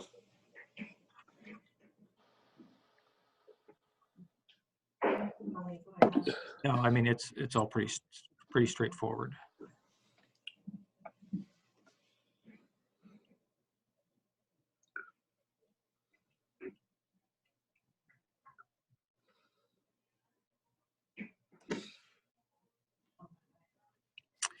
All right, our next budget up is our special education budget. So I know Jim did a lot of reclassification. You want to talk a little bit about the reclass? Yeah, here again, and I'll just say it in simple terms. When you look at this sheet, you're going to see a lot of large increases in different account numbers: 1211, 1221, 1224, 1225. What I can tell you is, in the past, anything special ed service wise was all being charged to 1290, but under PDE, they want to know basically what kind of specialty you're paying for, whether it's speech, whether it's hearing, whether it's vision. So what I've been doing is working with Dawn Hildebrand to actually take a look at each specific specialty for the current year we're in, and try to budget or project out for the future, and then do some realignment. Again, so don't get tied up with each category, like life skills, hearing, vision, speech. But if you look at the overall budget down low at the end, you're going to see a large number of 443,000 that is being taken out of special education and almost realigned or put somewhere else in the district budget. I'd already mentioned about eAcademy, which is online, our online learning with a partnership with the IU. In the past, that was also all being charged under special education. I can tell you every single bill with charter school was budgeted for and reported under special education, and that is not the case. Each charter school bill comes with a specific line item, how much is special education, how much is regular instruction. So that's been reclassed out. So when you look at the 443, I just want this group to realize that special education hasn't been reduced by 443,000. A lot of it has been reclassified throughout different parts of the budget. Keep in mind that special education, their budget is not something you can just cut. And it's important that we work with Dawn on this, because you really have to know what's in each student's IEP and what kind of services are being called out for. And we have to budget according to that. I think this is the budget that's probably one of the tougher budgets, because, you know, when you have kids enroll in the district that have some severe disabilities of some things, you have to take those kids in, and we've had, I can tell you that we get a good portion of special education population that moves into the district, and when they come in and they have to be put in a special school, or their life skill support that can't be supported in a regular school environment, I mean, you could have one kid come in and cost you $90,000 to $100,000 in any given year. So this is one of the budgets that's the toughest to predict. It's the one that causes issues with our transportation based on having to transport kids to different places. Really, the special education budget is one of our tougher budgets to predict. We come close, but I got to tell you, it's the one that you get 2 or 3 maybe kids that move into the district that are multi-handicapped, that have IEPs with different needs, and it is extremely expensive on your budget, and something you can't always predict. So just, you know, I just wanted to note that. I have a question, in that we're not transporting these students right now. Are we still paying for the transportation services, or is that locked into a contract, whether or not the buses run or not, we have to pay for this? I can tell you that based on Act 13, the district had the ability to renegotiate the transportation contract and what was paid, and they are currently in the process of doing that. We made our last payment, which was for the first part through March, made that payment, and the district is currently working with the bus company to make a determination not only on our installment payments for the rest of the year, of which we would be required to pay some on that, but also looking at doing some type of negotiation on the contract moving forward. So that's all in process right now based on Act 13. Is that also true with like the food service program? Food service is a little bit different. That's not something that we're renegotiating at this Yeah. point. Nancy, I can tell you with food service, we're paying actual cost right now. We for school days up until March 13th, we've paid our actual participation, our actual food cost. And from there forward with our bundling and feeding twice a week to our students, we're paying actual costs for the labor and for the food cost. So there's nothing extra. And working with nutrition, our reimbursement should come back for these bundled lunches. It should be pretty close to a break-even point for the district. Okay. Okay.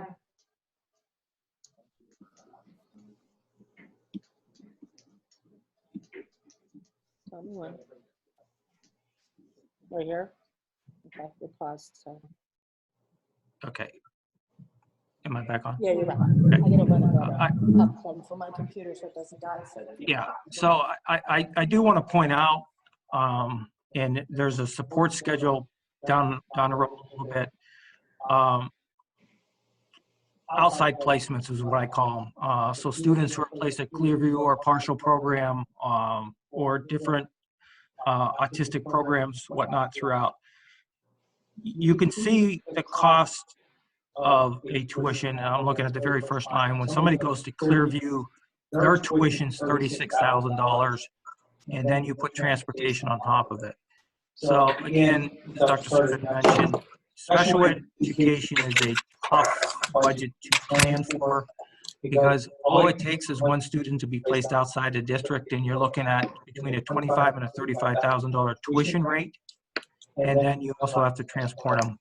And then on top of that, if they have a specialty service, a speech or hearing or multi-handicap type of physical therapy, you pay on top of that. I just want to point this page out that this is where your costs under special education rack up. And again, what is outlined in that student's IEP will dictate where the student is placed and what support services they're getting. So this is where the special education program becomes expensive, is when you place somebody outside the district. Okay, if you want to. Yeah, that's fine. Okay. Let's see what's next here. You want to stop with this next one? This one? Yeah, right here. So again, with working with Mrs. Hildebrand, we took a look at where our current placements are and where we project where kids are going to be placed next year. And I actually think one of the board members asked, how many people were you looking, do we have an outside placements for the following year? So you can look at the almost the two columns projected for 2021. You can see how many kids we have planned for outside placement for next year. And the budget for tuition and outside placement were based on the numbers that you see on your screen here and where they're being located, whether it's Presley Ridge, where it's Adelphi or Clearview. And then as you can see, the support service is down on the bottom right, whether it's OT, PT, or speech, what kind of rates the district are being charged for each service provided. Does anybody have any questions on this chart? And again, you can see how expensive it is per day or per semester. And again, those are just the rates that the IU is providing for next year. Okay. Okay. And this is your budget. Okay, so this next one is the superintendent's budget. On this budget, you're going to see a number of different things on here. I can talk, the one line item here is reclassified, and Jim can maybe talk, yeah, a little bit more about that. Obviously, professional development, cell phone, travel, workshops, supplies, meals and refreshments, books, periodicals, equipment, dues and fees. As you go through this, and I'm going to go down to the detailed items on these things so you can kind of see that. In the past, I can tell you that our student services, which is our federal programs, was always budgeted within the superintendent's budget, but that has been broken out now by Mr. Meyer in different categories. So if you go down and this first part, okay. So the very beginning here is student services and professional development. So Data Quality Summit, that is something that for our PIMS program, which is the Pennsylvania Information Management Services, that is a professional development that's done every year. So we make sure we do our state reporting properly in order to get the money for the district with regard to child accounting. Federal Programs Academy and AIU federal programs, those are things that Ms. Wojciechowski attends in order to make sure that we're doing our federal grants and reporting in those things properly. You have student account services and travel. Again, this is all part of our federal programming budget, workshops and conferences. Under professional development registration fees, the Superintendent Forum, the University of Pittsburgh, the Westmoreland County Forum, the Quality Summit, those are all conferences and professional development that I attend in order to make sure I have the most recent and up-to-date information that needs to be given and used throughout the district. Mileage.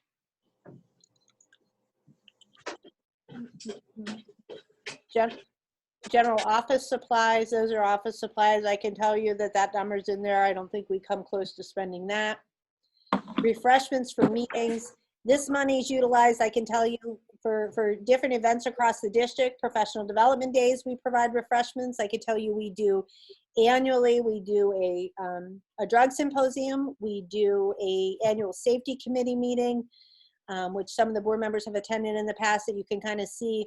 We have people from 911 and state police and everybody come to that. So that's what these monies are utilized for. Different memberships that are built in here of different places that we are members of. This Economic Growth Council, so that one there is the Westmoreland County Workforce Development Forum. That has been, we've probably been a member of that for the last 3 years. Probably for the last 3 years. That's something that the district decided to join, I guess it was 3 years ago now at that point in time. The Westmoreland County Prayer Breakfast, some of these little ones help support our economic growth connections and that in the county. With the $5,000 membership, they decided to join 3 years ago. And what has the district benefited from that? I can tell you that the Westmoreland County Workforce Development Forum is and has worked with our high school and to produce an internship type hub for our students to be able to get internship and workforce development programs. And what did they do before they joined that? They didn't have it prior to that. But I mean, the students couldn't get any internships. We did some anything. things here through the guidance department. This Economic Growth Council is a county-wide initiative. It is not a Yawk School District initiative.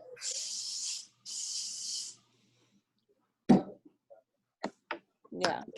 I don't know how many years the contract was for, maybe 3. Okay. Okay. The Frontline staffing software, that's our ASOP software that runs and keeps track personnel-wise of our subs and our people calling in and out and off. So that software is done, that's called Frontline. It's also known as ASOP. PenLink are the fees and the notifications we get across the state from the Pennsylvania Department of Education. A lot of their correspondence are set through that. And PA Educators is a software we belong to in order if we need to search for people or post positions, or if we need to search for personnel.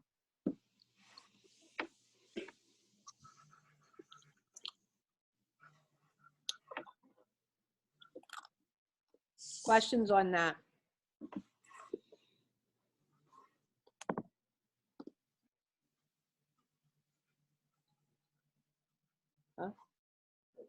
Yeah, okay. I'm going to switch over to the second handout.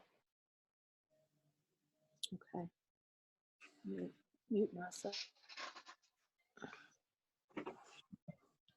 Okay, as far as handout 2 that was sent out yesterday, I just want to review where we are with the budget. As you can see, and as we've mentioned throughout the past hour here, this is draft 1 of the budget. We have already talked to our principals. For example, I know I'm going to cut $8,000 from the middle school budget. But what's in front of you is what was presented to the full board last Tuesday. And this, and I'll call it a pre-COVID-19 budget. This is what we had in place before March 13th came along, and eventually March 30th came along and schools closed for the rest of the year. And quite frankly, the economy has gone south. I just want to touch on a few numbers here. The real estate tax collection, the budget variance of $172,000. Again, that calls for no tax increase. That number has gone up because our assessed values increased by $2.4 million. A lot of it has to do with the power plant. The decrease in other local revenue has to do again with the reclassification of some revenue expenses, revenue for the future. They actually are there to offset an expense, and I had to reclass that.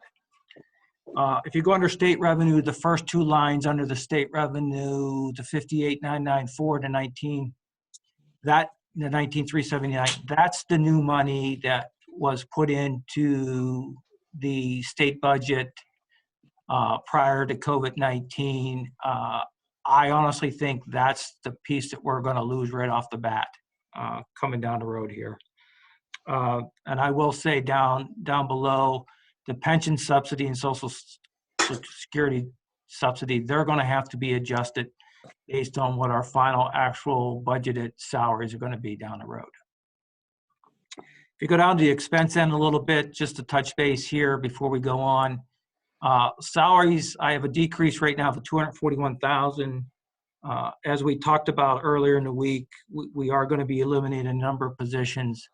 So those salaries that were eliminated were actually replaced by projections of some salaries for the current contracts that are expiring. Benefits, just so the group knows, the pension rate went from 34.29 to 34.51. But the biggest jump in that line item is our healthcare rates increased by 5.2%, and that was approved today. When you look at the large increase in purchase service, you also have to look at the decrease in tuition and some transportation. Again, all those lines are, again, some reclassifications that I'm doing within the budget on how it needs to be reported to the state. So if you want to flip to the next page. And again, I won't touch on a lot of this because the slides will touch on some of this, but again, at last week's board meeting, you can see some of my concerns coming down the pike. I really think, and I think Nancy mentioned it earlier, the state revenues are down dramatically. At some point, they're going to affect us. I think at the very least, we'll lose 88,000. And if they actually roll it back to the 18-19 numbers, we're probably looking at about a $240,000 decrease. Again, I mentioned earlier, and I'll mention it here in a few slides, our real estate tax collection, it is what it is. The bills are going to go out based on the assessment values that are recorded now. They're going to go out at our current millage. It's the question of what our collection rate's going to be, and outside of the collection rate, what kind of delinquent collections we're going to get. I have been working with Berkheimer with the earned income and per capita. The difficulty with coming up with what the COVID impact is going to be on the tax collections is the fact that the tax filing has been pushed back to July 15th. So they don't have a real good picture of what their collections were for the first quarter and may not have a real good picture of what's going to be their collections for the second quarter. But we're going to try to come up with some type of an estimate of what we have to consider in dropping our earned income for next year. Again, this budget is working with some projections for 2 contracts that expire here in June. The new reading series, and right now the current contract with transportation includes a 2.25% increase. I did put in here a cash flow concern with bond payments coming up in October. I will touch on some cash flow concerns in a slide here in a second or two. So the next couple of pages, I sat through some meetings Monday and Tuesday this week just to try to get an update of what's going on at the state level. And number 2, to me, is the most important. Everything has changed since we first put this budget together, and basically we need to start over. And how do you start over without, at the end of the day, not it impacted our mission, which is student instruction. Again, state revenue and local revenue are going to be impacted by this, and I'll touch on those in the next couple of slides here. Across the state, they're estimating the local revenues with real estate per capita earned income. The collections are going to be down by $700 million for the next school year. And our impact on that, I'll touch on here by line item here in a second. So Janet, if you want to go to the next page. So when we build the budget or redo the budget, here are the line items that we really have to think about. Again, the collection rate that we have in our current budget is 93.5%. At a millage at 90.34, but we're not going to look to change. We really got to come up with a number, or I'll work with a number of what we really think our collections are going to be. I think we all realize that they're not going to be 93.5. Gotta watch, keep an eye on what state legislators do. If there's been some talk that they're going to mandate that schools freeze their millage, which doesn't affect us, but I think there's going to be some other language about what they're going to do with delinquent real estate taxes and what we're going to be allowed to do or collect or charge for them. The slot fund revenue offset, that's the properties in the district who have been approved for homestead, farmstead. They do not think that that's going to be impacted. The district receives $768,000 a year with this line item. That money was already set aside through gaming money. They don't believe that that will affect the new year coming up. So property owners who have an approved homestead will still get that credit back on their tax bills. Again, the EIT, the real estate transfer, transfer tax and interest earnings, I'll touch on here in a minute. When you go to the second line, per capitas will be affected slightly. You go down a little bit. Just so you know, our building use rental is about 20,000. You know, with COVID-19, we're, for example, I know we have a group that wants to use the facility in June. We're at booked to use it in June of this year. That's probably not going to happen, so we'll probably lose a little bit of rental revenue there. Just so this committee knows, our athletic revenues that come in probably are usually 26 to 30,000 a year. That's your gate receipts. We'll see if we have events next year, and what we don't have will be offset because we won't be paying for ticket takers or guards or anything. So there'll be that pretty much will be an offset there. So just to touch on a few things, we'll go through these slides quickly. Just so the group knows, when we talk property tax collections, 10.4, 10.5, and 10.7. Our current year right now is 10.7. That's the type of money we're talking about with property tax collection. We're talking about 10.7 for this district. Again, prior to COVID-19, the positive for this district for property taxes was our assessments, our assessed values went up by 2.4 million, or was going to bring an additional $179,000 into the district based at our current millage rate. Again, I'll say it for the I'll say it for the final time. Property taxes, as we sit here today, they are what they are. You have an assessed value, you have a millage rate, you have the homestead, farmstead credit, and if legislators do nothing, that's what the bills will go out as. The issue is going to be what the collections are, and then what the delinquencies are going to look like. So just something to keep in mind. Earned income, PASBO did a search back in 2008-9 when there was a little bit of a recession back then, and you can see what kind of money was lost in earned income collections. The belief is with what's going on now, it's going to be a lot worse than what you're seeing on the screen. So, and again, I just try to localize that number. Our budgeted earned income collections for the year is $1.73 million. To date, we've collected 1.2 of that.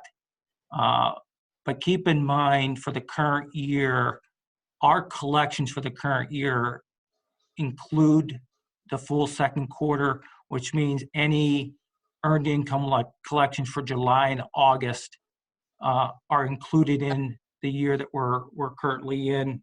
So we essentially have, 4, almost 5 months more of tax collections for earned income that's going to be impacted by COVID-19. So I don't suspect that we're gonna hit the 1.7 budgeted number for earned income tax for this year. And again, this is the most important thing is the first quarter of the new year isn't a good judge on what your future is going to look like, because most people were working in January, most people were working in February, most people worked a half a month in March. So our quarterly collections for the first quarter are going to be pretty close to being fair and accurate. It's the second quarter which will dictate, April, May, June, July, August collections that we got to keep an eye on, and that'll give us an idea of what's going to be impacted in our collections for next year. Our real estate transfer tax, that's that 0.5% we get when a parcel or property transfers ownership. District-wide, we pull in about $135,000 a year on that. You can see what happened back in 2008-9 and how long it took to recover to collect that. I can tell you to date, again, up through February, we collected $112,000 of that. But if the economy is what it is, property is not going to be transferring, and we're probably going to have to cut that number almost in half for budget purposes. Another item that you really got to look at for next year's budget is our interest earnings from investments. We use a lot of a sweep in money markets to put our money into. We usually pull in somewhere about $60,000-65,000 in interest earnings. Again, to date, we're about $45,000, and through PASBO study, they really believe cash flow is going to be a big issue. You're not going to have the money to invest, and you're probably going to lose 80% of that line item with what's coming down the road. And the next one is just a history of what school districts earned in the past, and you can see what the impact for next year, what they think it's going to be. So I just want to spend, there's not a lot on this page, but I want to throw some numbers at you. Again, Act 13 of 2020 protects our subsidy numbers for the current year, the 1920 year, meaning that the state is going to pay us in full of what was committed as far as our basic ed number and our special ed number. And the problem is Act 13 guarantees you're going to get the money. It doesn't guarantee you when you're going to get the money. And to put that in perspective, last year on June 30th, with all the state subsidies across that the state supports through 500 school districts, the state owed $597 million to school districts at June 30th last year. To put that in a little bit more perspective, our number for that last year was 1.7. So at June 30th, they owed us 1.7 in subsidy. My concern is with, again, and I think Nancy mentioned this, the state revenues are down dramatically.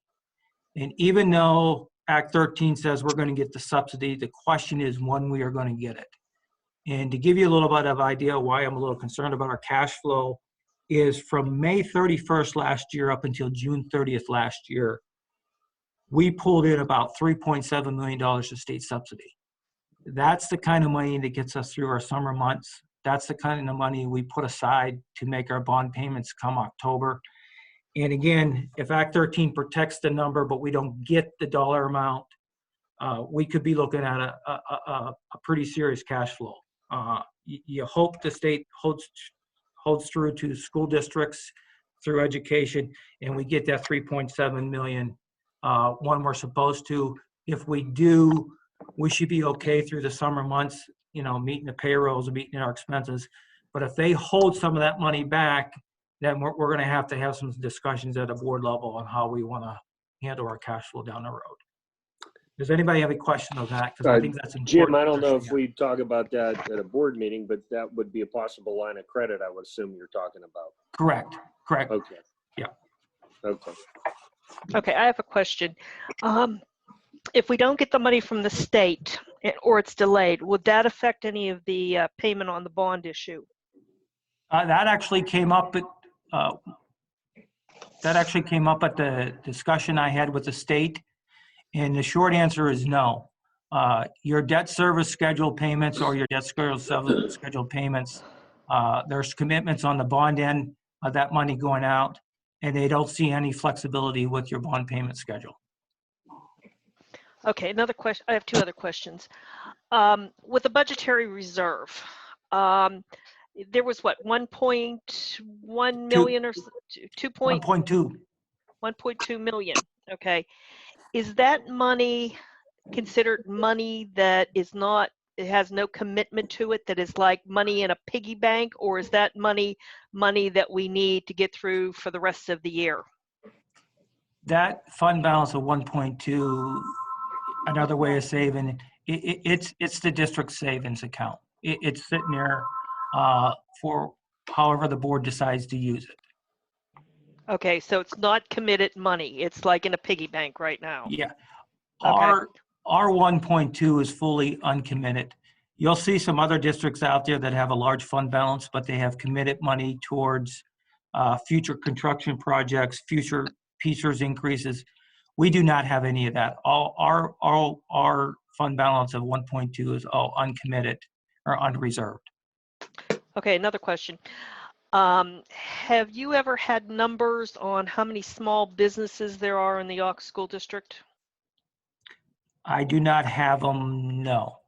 Okay. That's something I could kind of request. Okay, because I had heard that probably at least 1/3 of all small businesses will be failing or will be gone. And I'm wondering what that effect would have on the revenue. Yeah, I would want to see what our revenue from that is. Okay. And then go from there. Okay. Okay.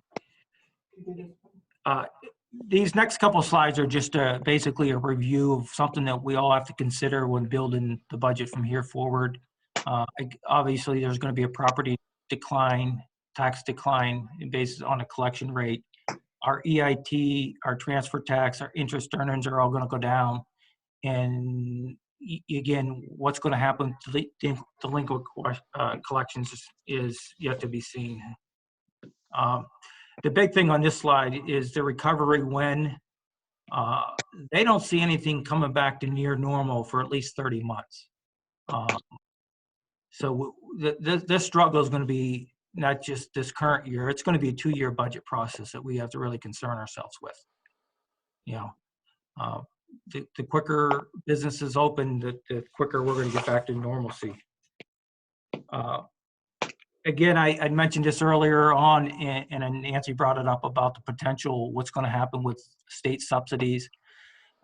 Again, as you can see here, at a minimum, I think they're going to roll back what they've already put in the 2021 budget, and it could go further. As I mentioned earlier, there's some talk about federal COVID-19 stimulus money coming to the states. I think the state, and this is just my opinion, I think the state's bigger problem is their unemployment compensation reserve fund. The story I got is they have less than 2 weeks of funds left to pay out. So they're going to have to come up with some money for the unemployment piece at the state level. And they're hoping some COVID federal support with that. We're not here.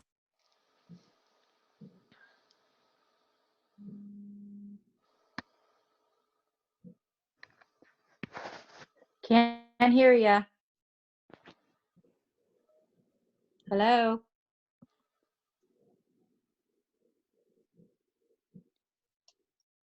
Can't hear you. Hello?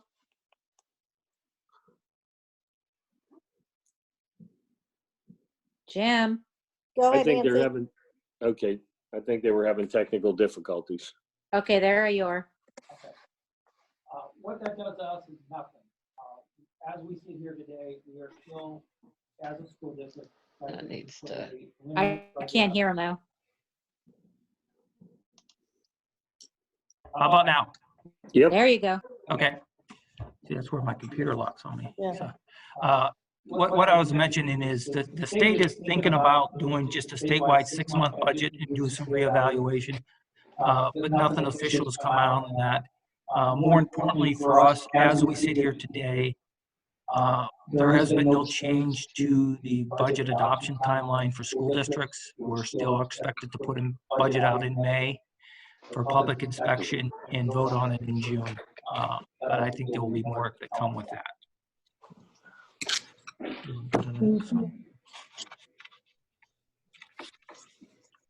Here are some of the, again, number of bills that could potentially be introduced at the state level that could impact us. Again, to protect taxpayers, they're talking possibly a 1 or not a 2-year property tax pay freeze or millage freeze. Again, we're presenting a budget with no tax increase, so for the 2021, that wouldn't impact us, but it could down the road. The language I've seen for the discount phase periods does not affect us right now. The way it's worded, it's extending the discount period to September 30th, which we already have. The only thing could affect us is currently right now we have 3 installment payments, and there is some talk about making that more flexible for taxpayers and extending the number of installment payments out. Again, those are all bills that are being talked about that at some point are going to probably be introduced. Okay. This line item here, I will be honest with you, really concerns me. Just to give you a little history of what's going on with the transportation subsidy, the state has not increased the line item in the state budget for transportation to public school districts for the past 5 years. And I say that because they have essentially ignored the law. The law says the state has to adjust the transportation funding for school districts by what's called a PDE formula that incorporates the CPI. They've ignored that for the past 5 years, and they're already $100 million behind in payments to school districts because of that. And Most school districts, again, do not get their money for transportation by June 30th. They're usually only getting it in August or September. With COVID-19, it's going to make it even worse. There has been some talk, and you can see it on the screen, that they want to get rid of transportation funding as a line item, and they want to dump it into the basic education funding.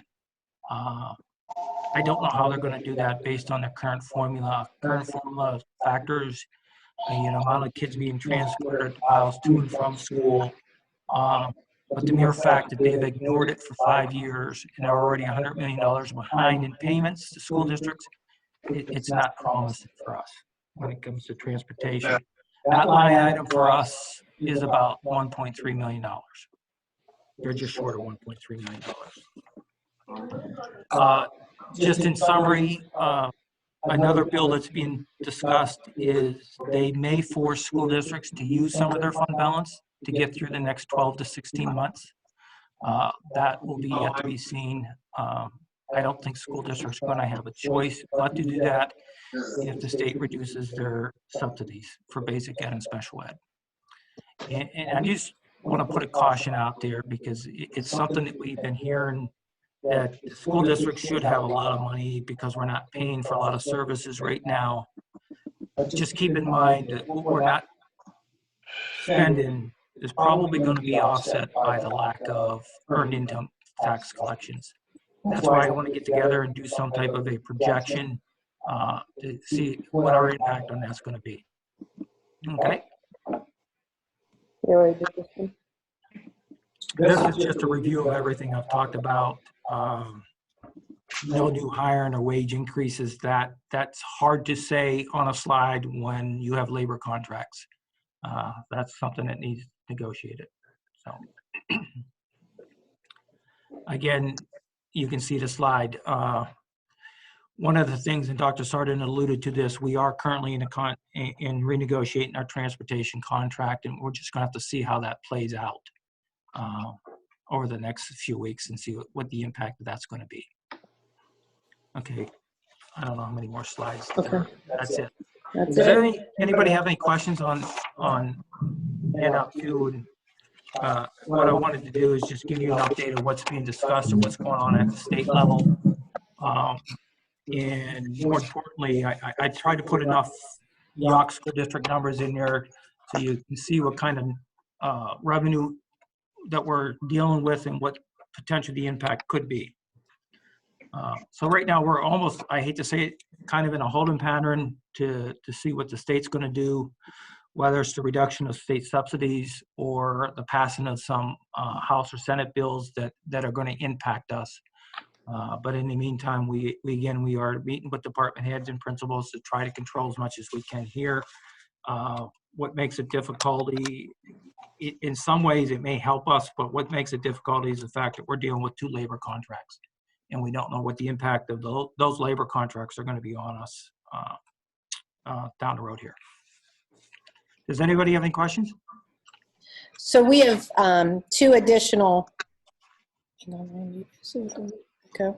So we have 2 additional departments that we didn't discuss tonight that I assume that we'll have a additional meeting for. So we have technology, which we're still working on, and the athletic budget. Those are 2 things that, we're still working towards. So I guess Nancy or Jared, I assume we'll have another meeting with regard to those. The question in time frame wise, when we want to do those, we're probably going to need another.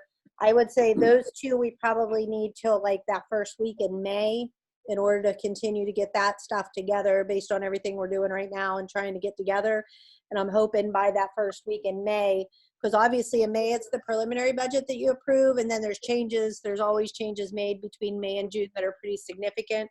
So I don't know time frame wise, Nancy, what your schedule looks like, but I was thinking maybe that we have a board meeting the 1st and 2nd week in May.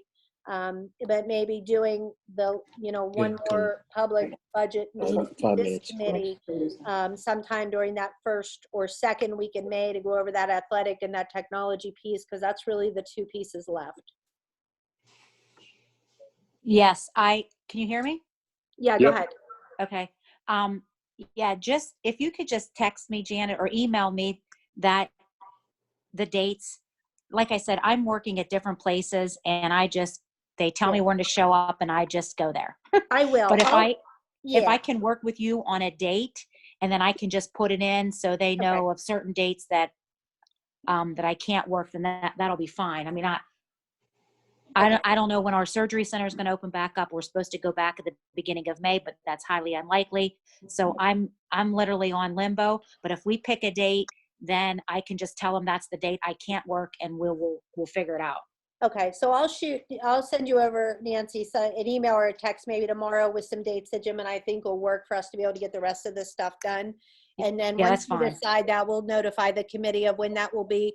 Obviously, it'll probably be the same format just because of the stay-at-home order and that kind of thing. And I don't anticipate that getting lifted much before the end of the school year here, quite honestly. You know, this isn't the perfect scenario. I really appreciate everybody's patience with regard to being able to handle things this way. And I can tell you that Jim and I and my administrative team are about sick of Zoom meetings and about sick of not being able to have face-to-face interaction. You know, superintendent job's lonely, but it's real lonely when you're all by yourself and have no one to talk to. Although Jim does keep me amused on, you know, on occasion. Good for you, Jim. I'm trying. I'm trying. Can't get a raise though this year. As far as the full committee, is there anything else that you want presented at the May meeting?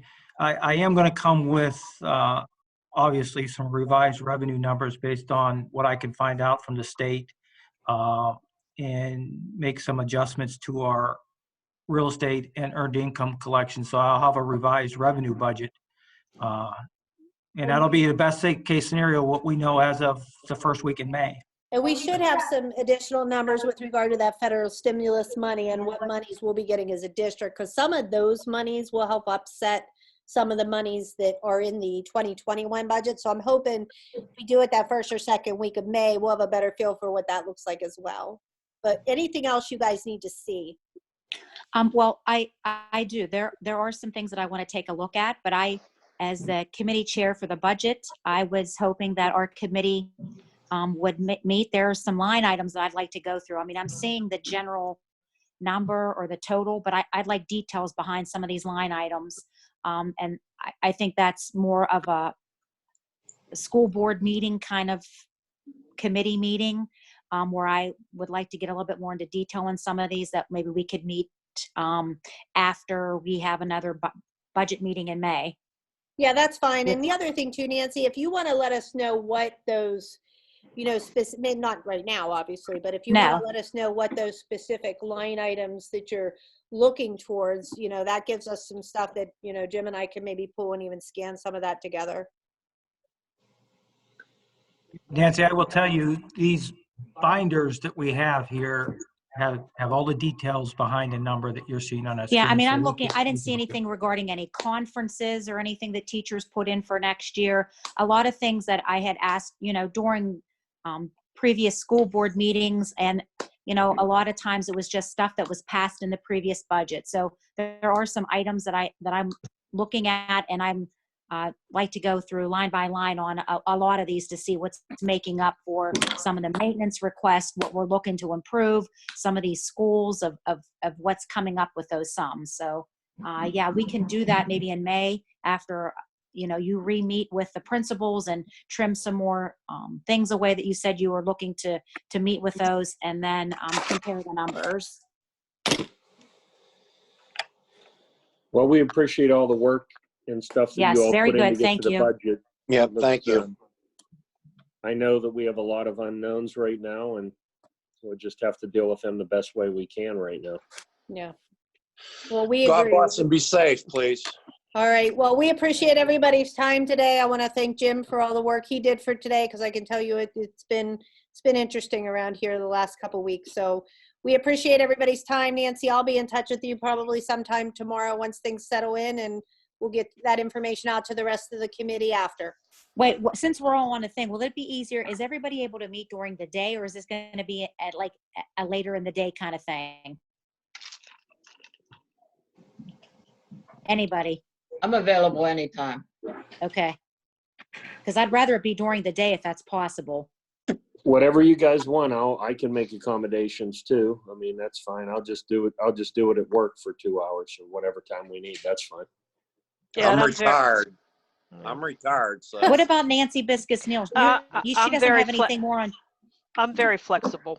Okay, I all right. So think- Janet, I let's think really try to do Alan's this during on, the mute. day. Yeah, that's fine. Okay, great. All right, guys. Well, we appreciate your time and have a good evening and stay safe. God bless. Thank you You all. too. Thank Okay. you. Stay safe. Thanks. Okay. Bye-bye. Bye-bye. Bye.